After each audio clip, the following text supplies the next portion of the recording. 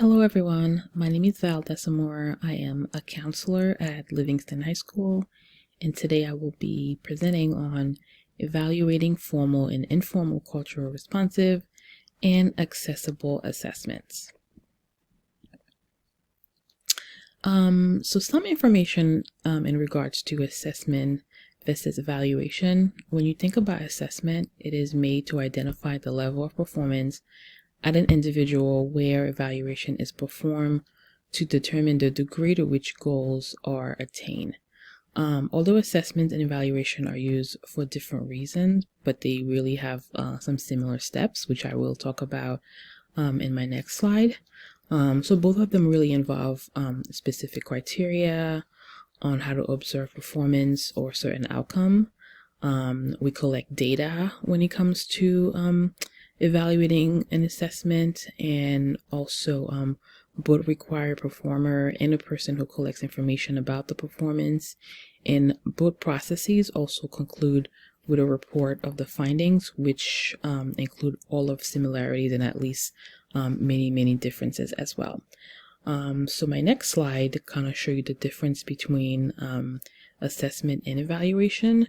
So when you look under this chart, you'll see the basis for comparison, which is what is the purpose, who requested, who performs it, what it does, and who can use the information and the criteria. So when you look at assessment, you can see how it is similar to evaluation and how it is different. So the purpose of assessment is to improve the quality of future performance, and evaluation is to determine the quality of the present performance. So who can request it, assessee, and for evaluation clients, who can perform it, very similar as well. What it does, it provides feedback. So assessment provides you with feedback on performance in areas where you need to improve. And evaluation determines the extent to which the objectives are being achieved. Who can use the information, the assessee, who can use the information on the evaluation, the clients, and some of the criteria set by both the parties jointly, and under evaluation is set by the evaluator. So why do we think assessment is important? As teachers, assessment is really a big part of our instructions and what we do. As a counselor, we do assess differently than how the teachers assess.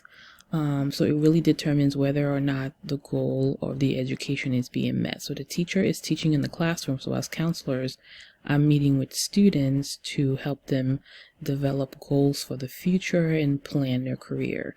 So my role is a little bit different than most of you guys, because as a counselor, the way I assess is a little bit different from the way that the teachers are assessing. Also providing feedback, I do that as well.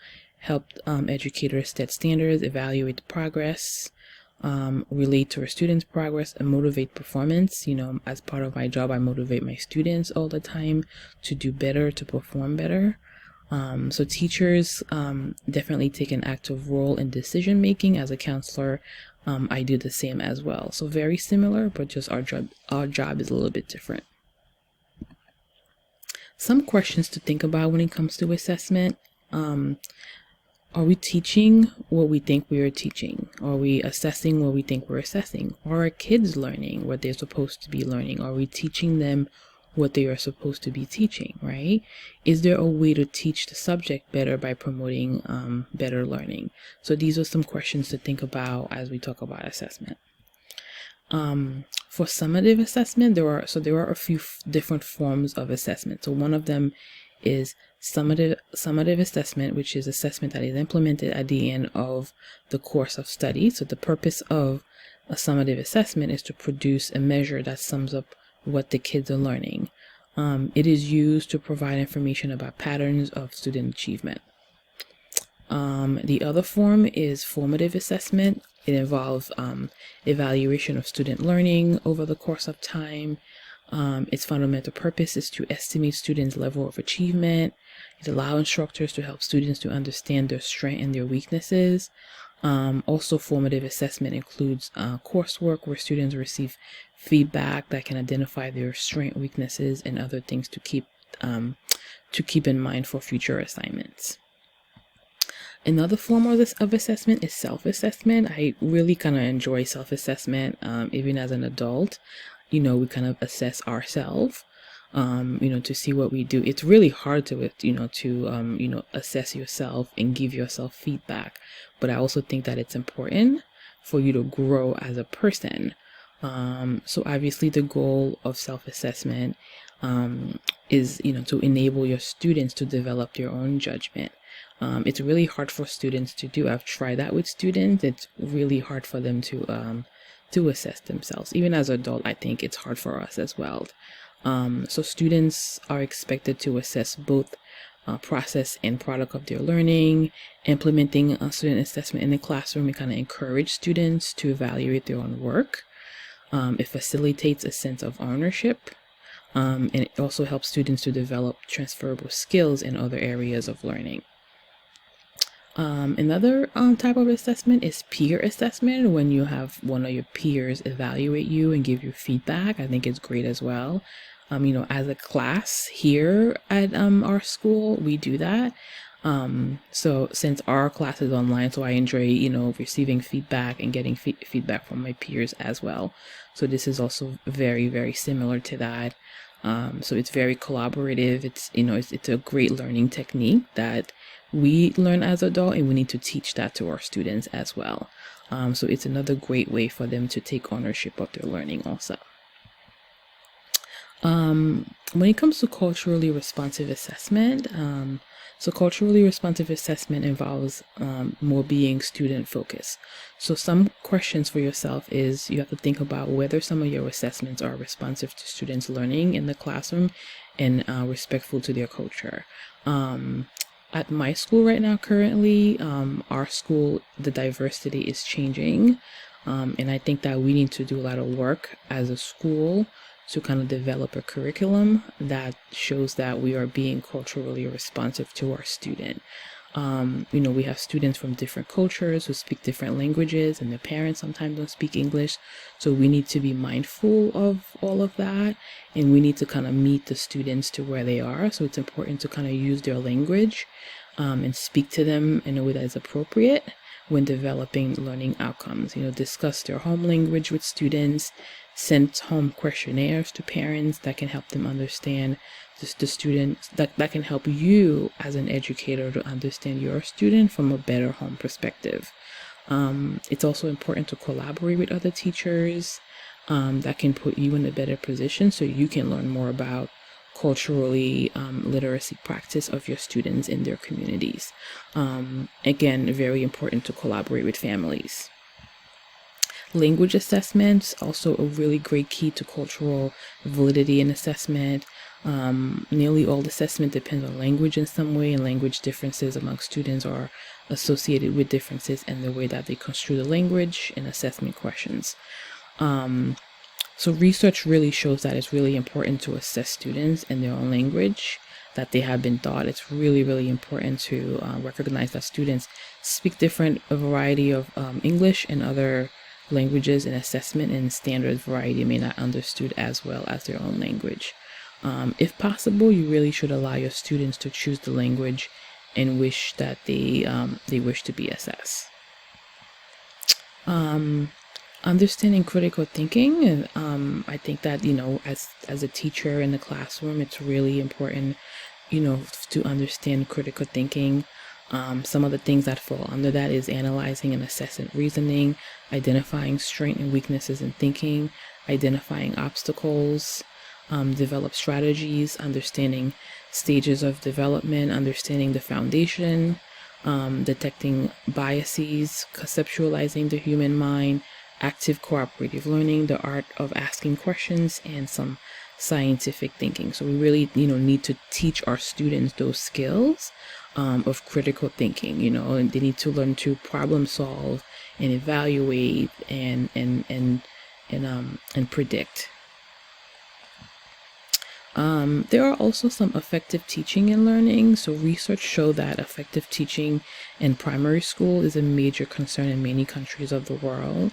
Some people believe that effective teaching takes place if teachers have been exposed to foundation of education, It has also been argued that effective teaching is important for raising student achievement. Also, school climate can have an impact on teachers in the schools as well. Socioeconomic background also play a role in that as well. Time management is also a factor that contributes towards an effective teaching as well. 5 major categories of learning: verbal information, intellectual skills, cognitive strategies, motor skills, and attitude. So those are 5 major categories of learning. Student well-being, schools help students to become more resilient in the face of adversity. It's important for schools to help students to feel more connected to the people around them. Schools are the first place where our children experience society in all its facets. So therefore, it's really important to create a positive relationship with our students. My job as a counselor is, to constantly creating a relationship with my students and get to know them. Because when I have my students, I keep them for 4 years. So I always want to try to get to know them. Get their parents involved. Parental involvement is really important for our students' success. When our students know that their parents love them and support them, it really does help them to perform better. So as a school and as educators, we need to build a partnership, with the parents to make sure that their kids are successful. At Livingston High School, we believe that assessment is an integral component of good teaching and essential to understanding student learning. So we assess, assessment practice are consistent with instruction, and we assess from, we follow the expectation of the Common Core of the state of New Jersey, and very support the needs of all students. Our assessment practice provide strong foundation and support for our students so they can achieve at the highest level of state, local, and national. And it is our philosophy that gathering and analyzing these data help us to continually improve our work of teaching and learning. So here are some of the type of assessment that we have at Livingston High School on the state level. Also, we have the Start Strong testing, which we offer in the fall, which is designed to help our students to understand, it designs to help us to understand the level of support that students need at the beginning of the school year. We also have the NJSLA, which we administer in the spring for grades 3 to 9. We have the NJSLA in science, which is also offered in the spring as well. We have the New Jersey graduation proficiency, which is for grade 11. We have a portfolio appeal. We have a dynamic learning maps, national assessment, education progress, access for ELL for our ELL students, and quarterly, midterm, and end of year assessments. Just a little bit overview of our curriculum. We do have a very rich base and research curriculum from pre-K to 12 that is very well maintained and developed. Meaningful and relevant learning experience are provided for all students using a variety of teaching tools and strategies. We pay attention to our students' individual styles when we are creating and writing the curriculum. There is an equitable access to the curriculum at every level so that all of our students move towards achieving his or her full potential. And teachers are always supporting in their efforts to a rich professional development program that provides them opportunities for them to collaborate and to grow. Our students are prepared for and thrive in the complex, ever-changing global society through the appropriate use of technology, creative exploration within a variety of fields, and opportunity for collaboration with businesses and educational institutions. This was my presentation. Please let me know if you have any questions, and these are my references.